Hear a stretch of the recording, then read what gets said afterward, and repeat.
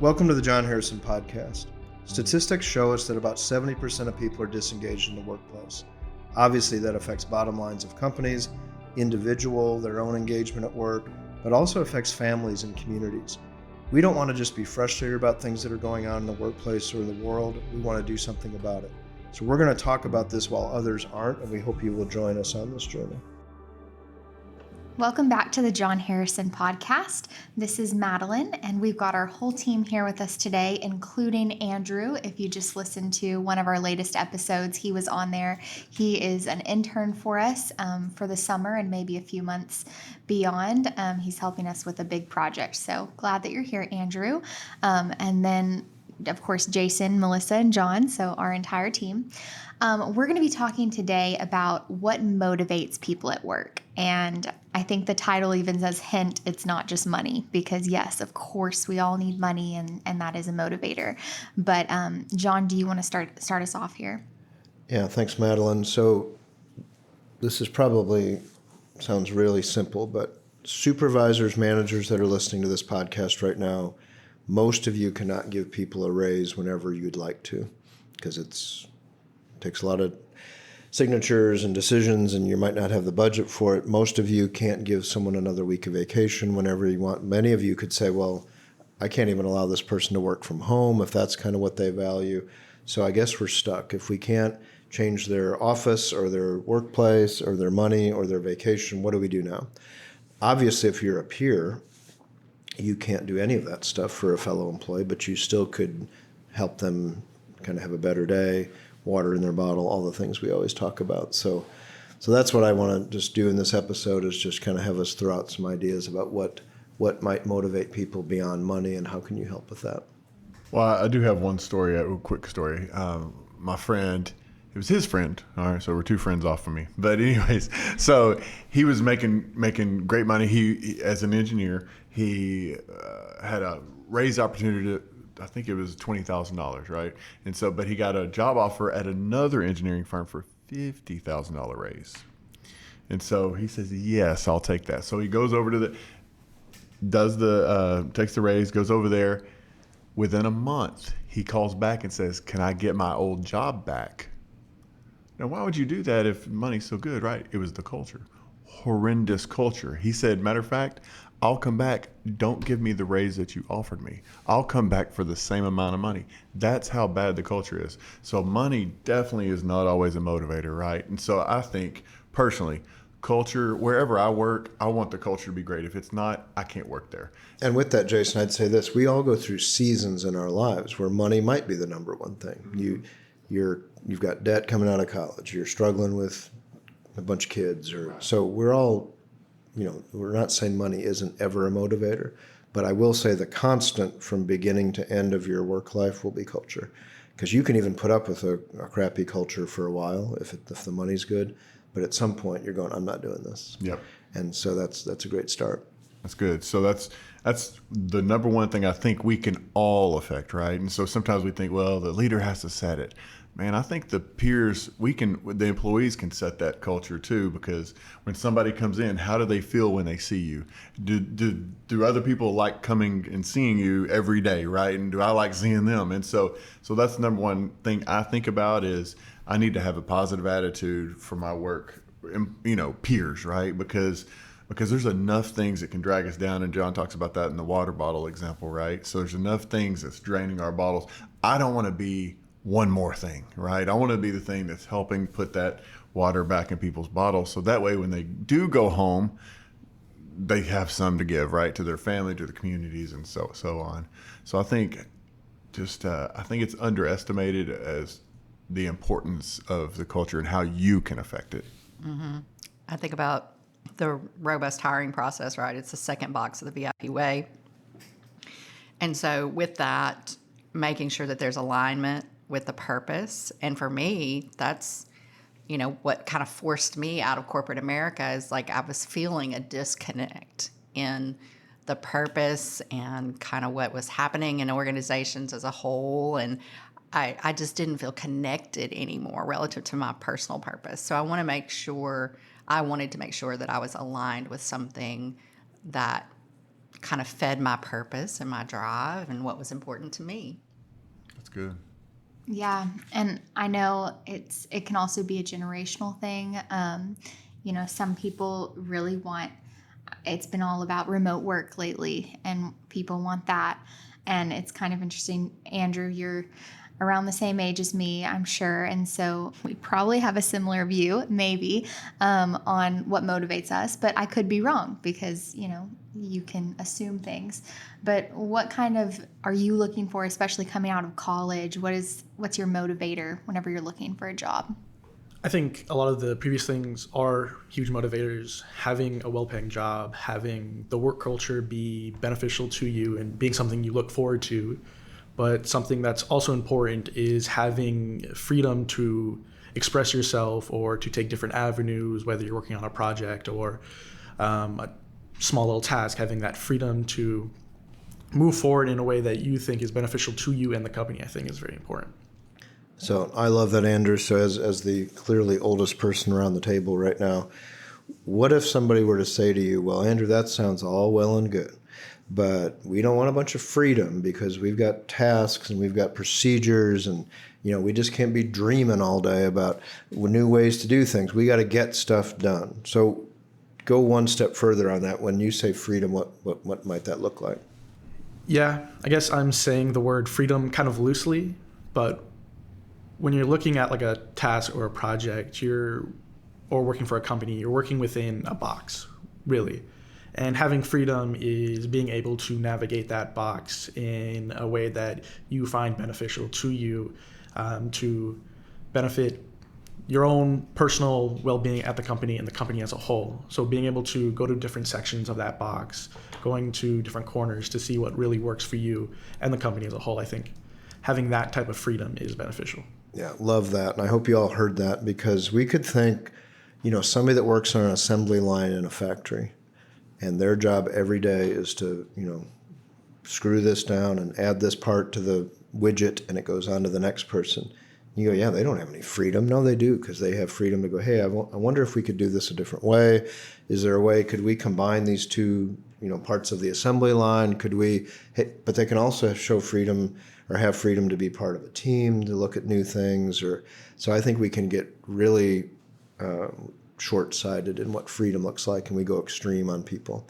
So I love how Andrew said that. So yes, most companies, most workplaces have some kind of a box, so to speak. We can't go way out of that box, but within the box, most people that I've met over the years, and it's no different 5 years ago or 500 years ago, want to be able to express themselves a little bit and have a little bit of latitude in how they get things done. And that will keep water in their bottle, because if not, it does get stale. And I've saw people at Caterpillar that did work on an assembly line for 30 years, but were still energized every day by having a little bit of that freedom. So that was really well done. Mm-hmm. Absolutely. I feel like, I said remote work, and of course, I was thinking before I got hired, like time freedom, that sounds great.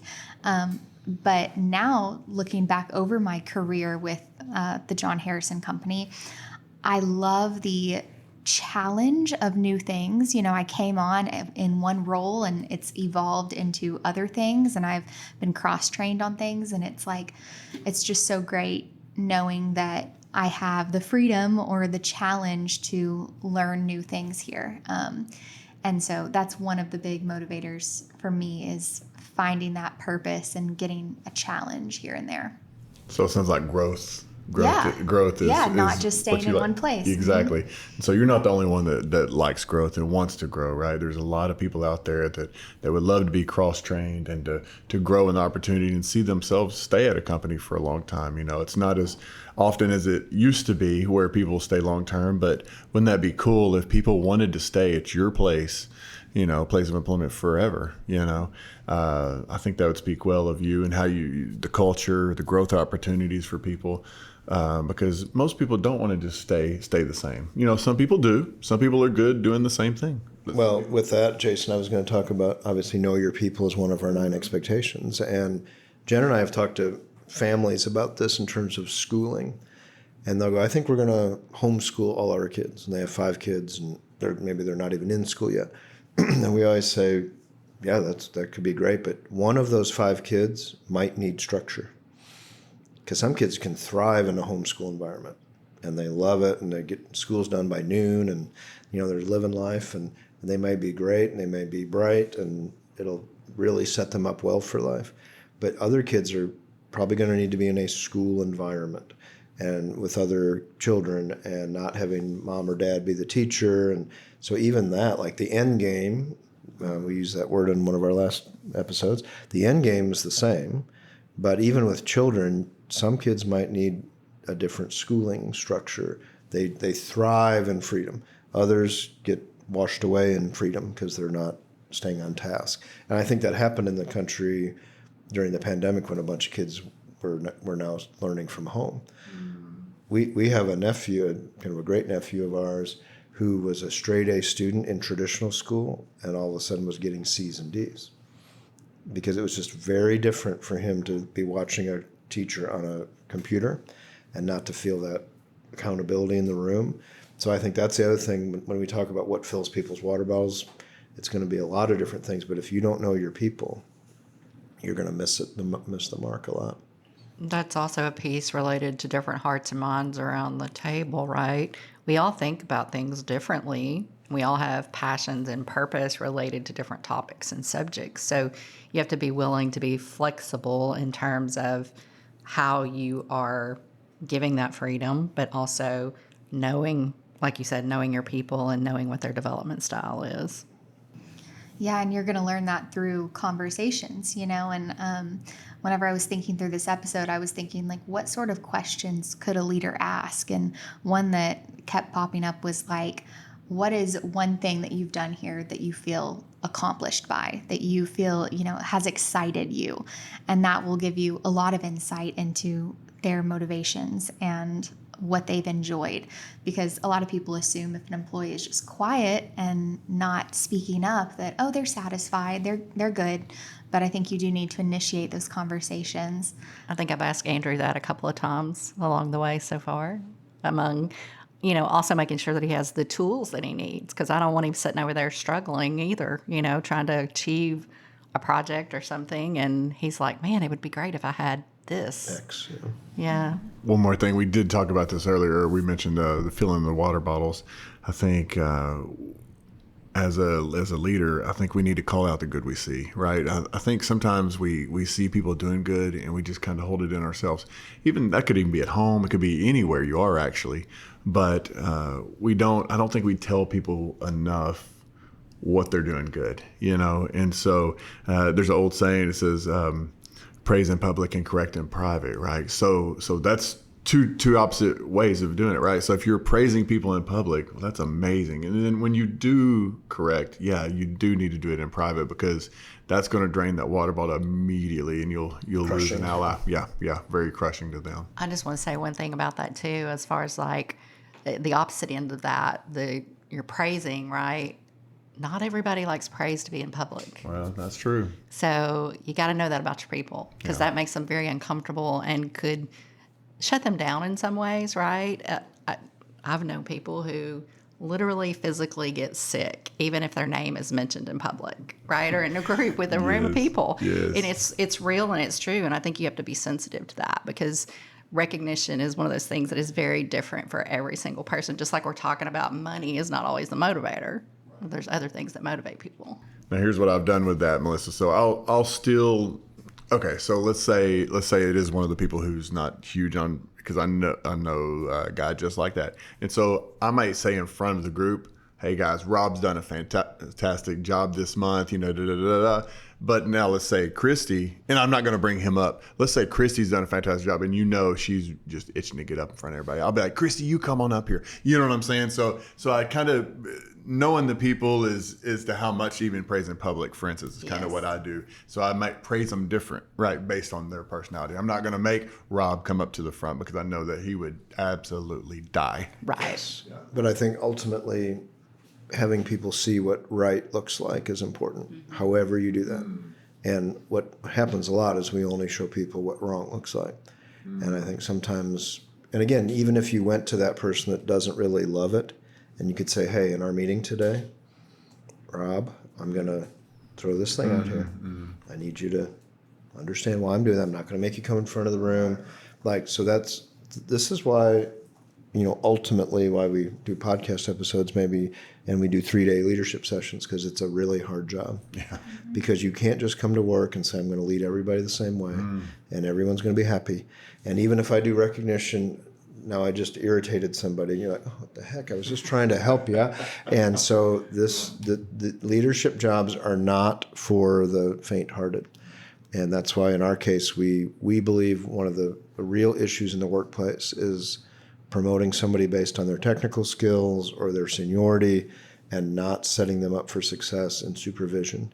Because most people know this nowadays, most people quit supervisors, not companies. And so we are really hurting the overall culture. We're hurting leaders by not really investing in what that job is going to entail. We joke about this. Our general leadership sessions are 3 days.